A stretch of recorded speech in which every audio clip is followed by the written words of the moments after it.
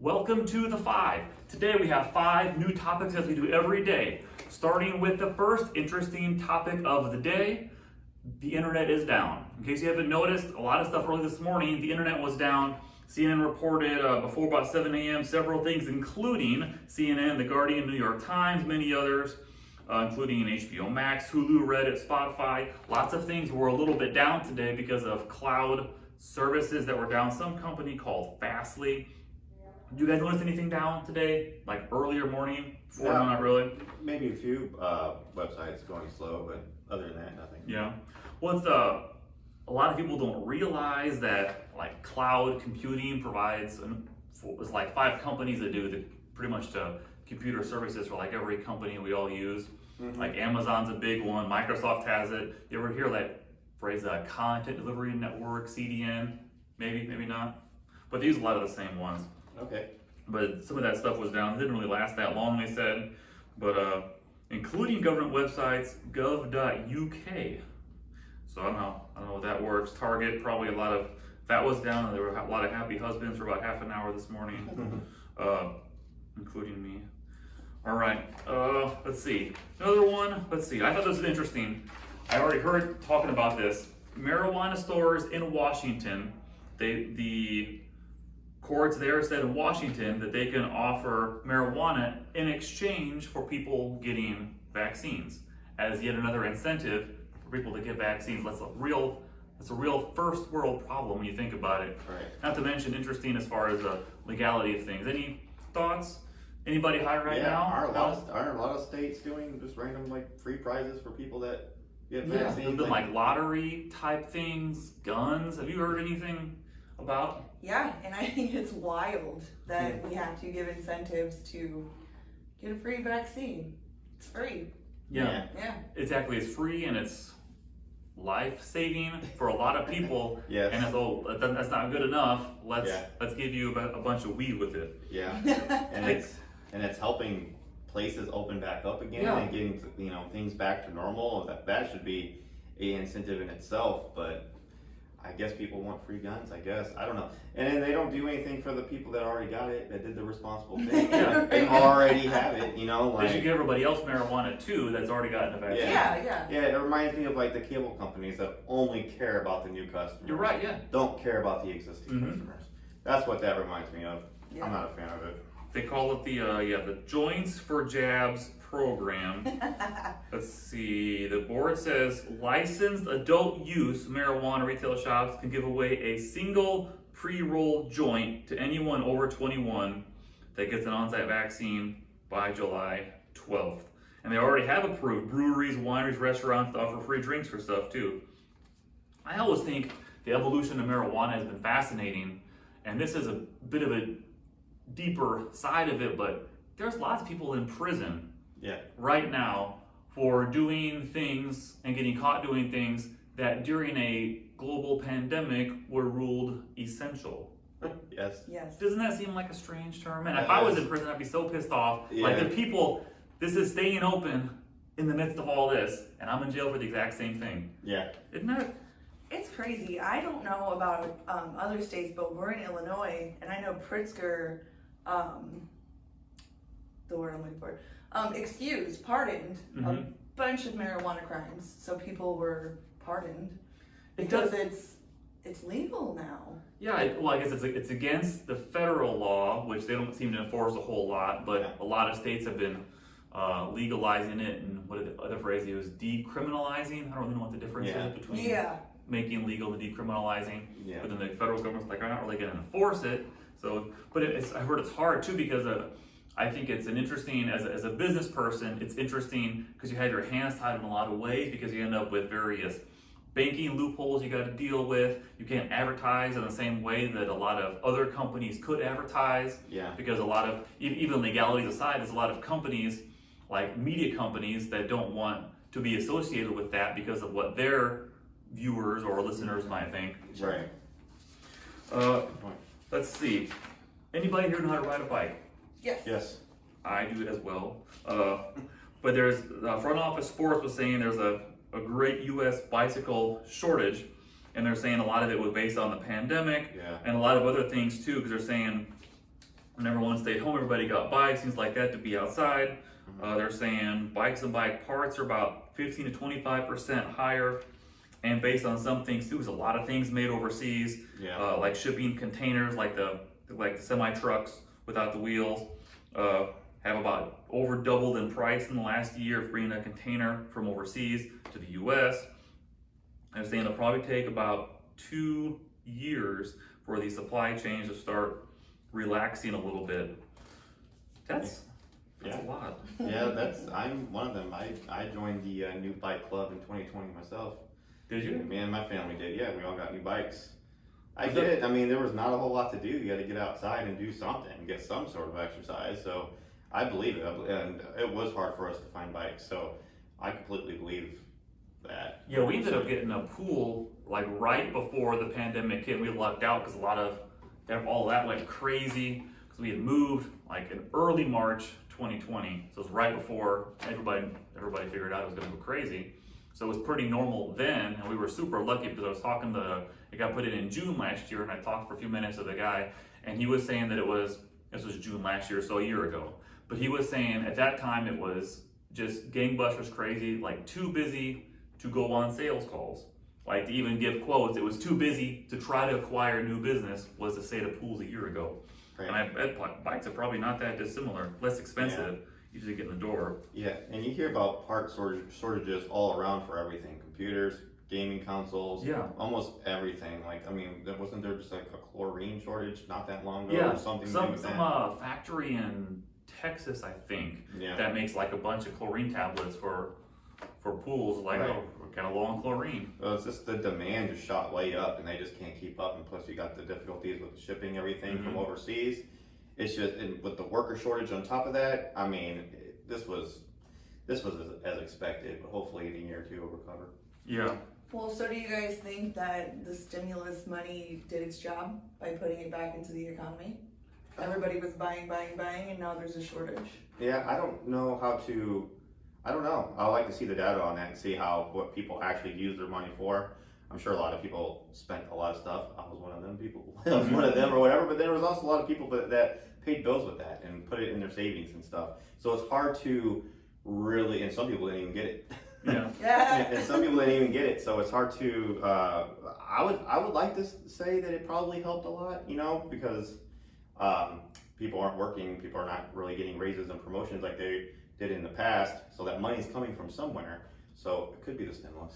I think a lot of that money filtered into big business, kind of just the way it worked, because I don't know, good, bad, but probably a lot of Americans saw that and thought that's a new TV versus let's stock that away for a month of groceries, and might have made that choice instead, which they said that too, because I remember reading some articles like middle pandemic talking about how a lot of things like TVs, like sales were through the roof because everyone's like, oh, we're staying home, we're not going to theaters, let's get a new TV so we can enjoy our plethora of streaming services a little bit easier.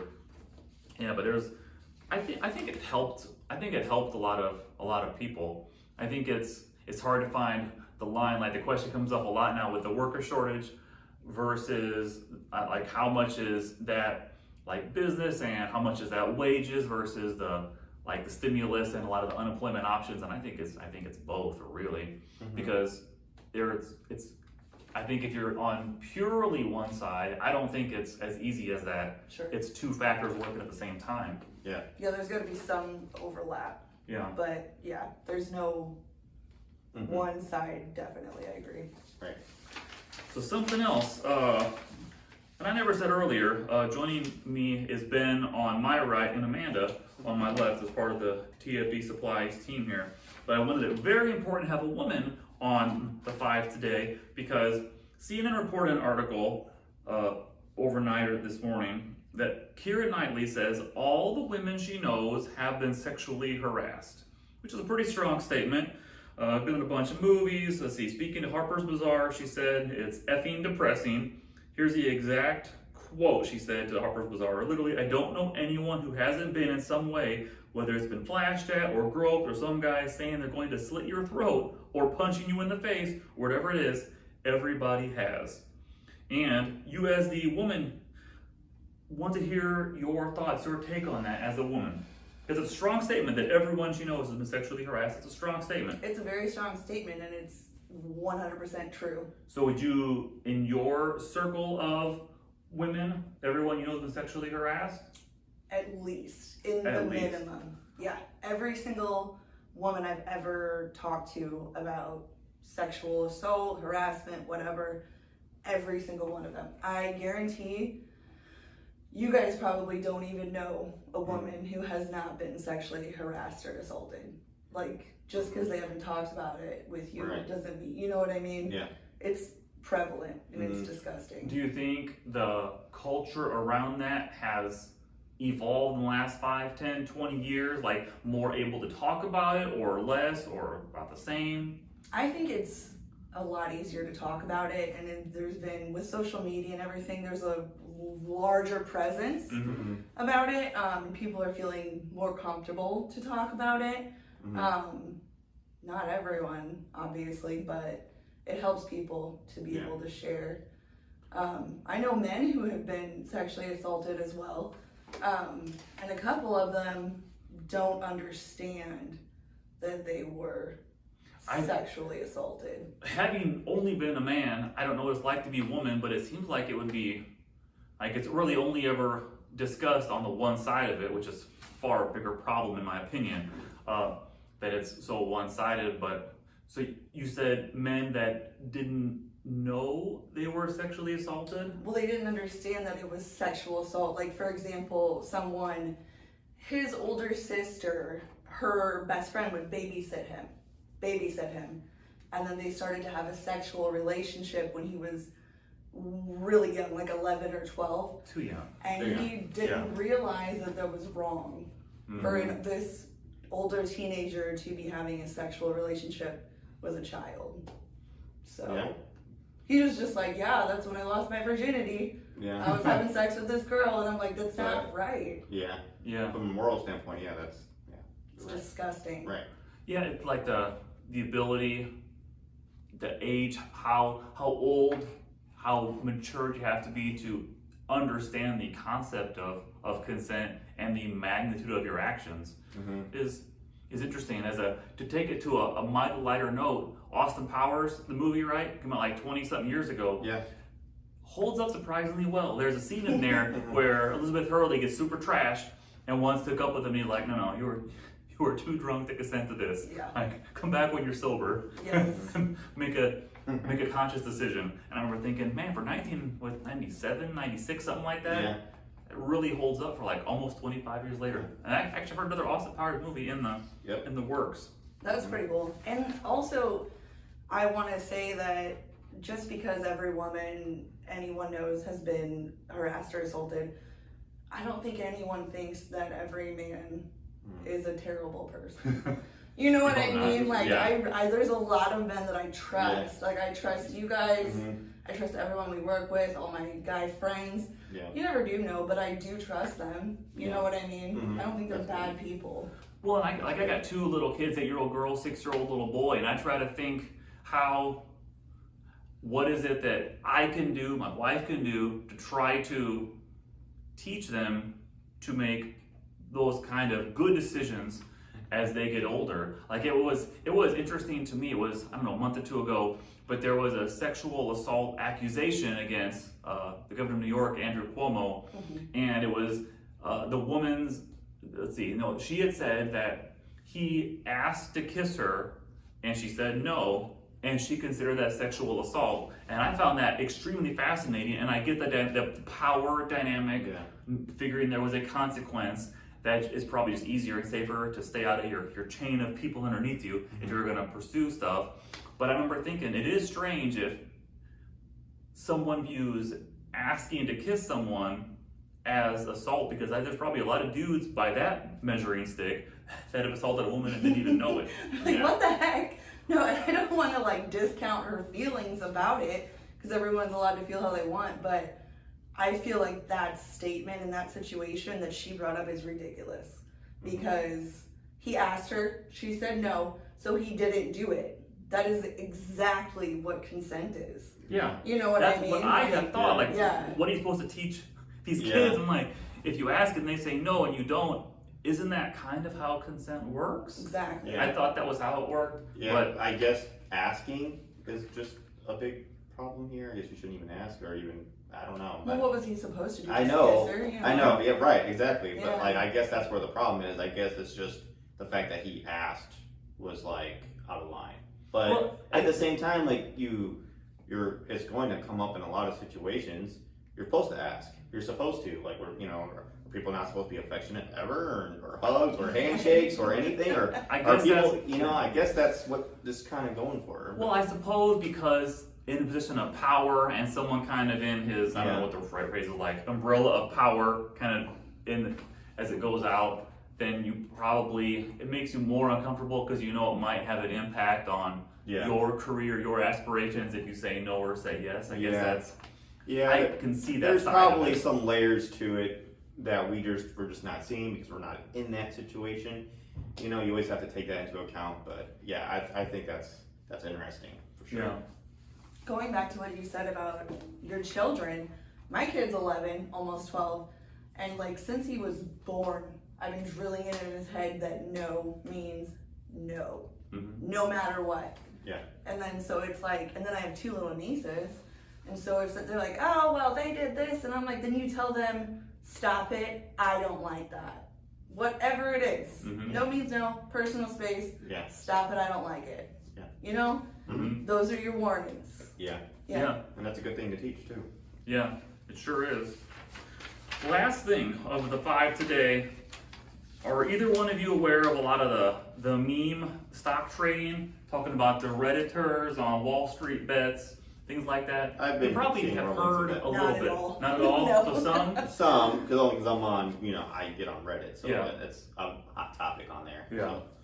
So the general gist is there's a Wall Street Bets subreddit on Reddit, and it's pretty much people that talk, and there's a lot of numbers, I don't remember how many, but a lot of people that they pretty much will all decide to buy a stock, and then based on how stock market stuff works, if a lot of people start buying something, the price starts to go up, that then they can kind of control the price of these stocks. And what they've been doing too, a lot of things like GameStop's been one that's been talked, and AMC movie theaters been talked about a lot, where a lot of these, like the big trader companies like hedge funds and such, will do a short sale on stock, pretty much making a bet the stock value is going to go down.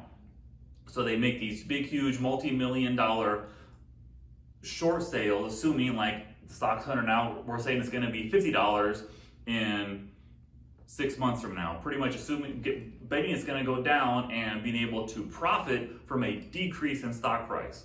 Yeah. And then you lose money if it goes up. So these Redditors are thinking, well, instead of, like, we might not have $1 million to invest, but if 1 million of us invest $10, it could have a similar effect to what they want. So they've been driving up prices on things like GameStop and AMC multiple times with the attempt to, I guess, one kind of like Robin Hood it a little bit, which is one of the trading apps they use, because it's low commissions are free, but like take some control back from the bigger institutional traders that they feel have too much power to begin with. Man, there's just way too much anxiety involved with that, I think, for me I just can't, just hearing you talk about it, I'm stressed. You're stressing about I'm that? stressing. I'm like, I don't even have any money in on this. I'm not losing anything, but I'm worried about these people. And because it's just like millions of dollars that are being just, shuffled around and everything. And that's why I've just never really been involved in that. But, that makes sense. I'm glad people are trying to do something productive and, do something good. And now they are moving into doing options. Now, are you two familiar with options at all on how trading options works? I just let the Edward Jones guy do my stuff, and that's it. Most average people, including myself, don't trade options. But the interesting idea behind options is, say for example, there's a house across the street from where you live, right? And you tell the owners of that house, you say, I'm going to give you $500 now for the option to buy that house for such an amount a year from now. And say Justin Timberlake moves into that house. Obviously, it's worth a lot more a year from now than it was now. Or like Oprah moves in. So, well, you have a contract that says I pay $500 to be able to buy that house at this price now, Yeah. hoping it would go up in value, but lock in that price. And the same idea works. You might say, you might do a down option, the same thing. But of course, if nothing happens, then you pretty much pay for the option to not, you pretty much just lose that money. Like you might not exercise the option, they call it. Yeah. Does that kind of make sense? Yeah. There's a general idea of how options work, but Yes. renters have been in that a lot, because you can pretty much, it doesn't take a lot of money, you can leverage it a lot to be able to have an idea of if you think stock prices are gonna go up a lot or down a lot, you can use options, and they've been moving in to doing that as well, to try to continue to keep the control and some of the say, and not being told what to do by the hedge funds. So that's your financial lesson for today, how options man. work. Options Yeah. are really complicated. Somebody explained that to me one time, and it makes a lot of sense. Like, Yeah.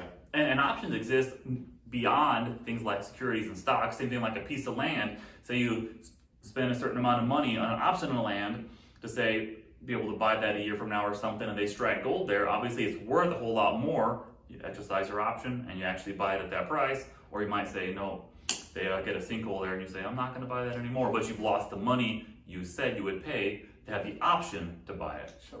Same idea. Anybody, anything else to add? We've had our lessons today. So internet went down for a while. Here at Nightly, sexual assault, real problem in the world. Marijuana stores giving out joints for jabs. Let's see, bicycle shortage, meme stock trading, Robinhood. Anybody got anything else to add on the stuff? No, that was some fascinating stuff. All right, that is the 5 for today. Joined by Ben and Amanda. My name is Tyler. Thanks for listening or watching. Have a good day. Bye. It's hot shit in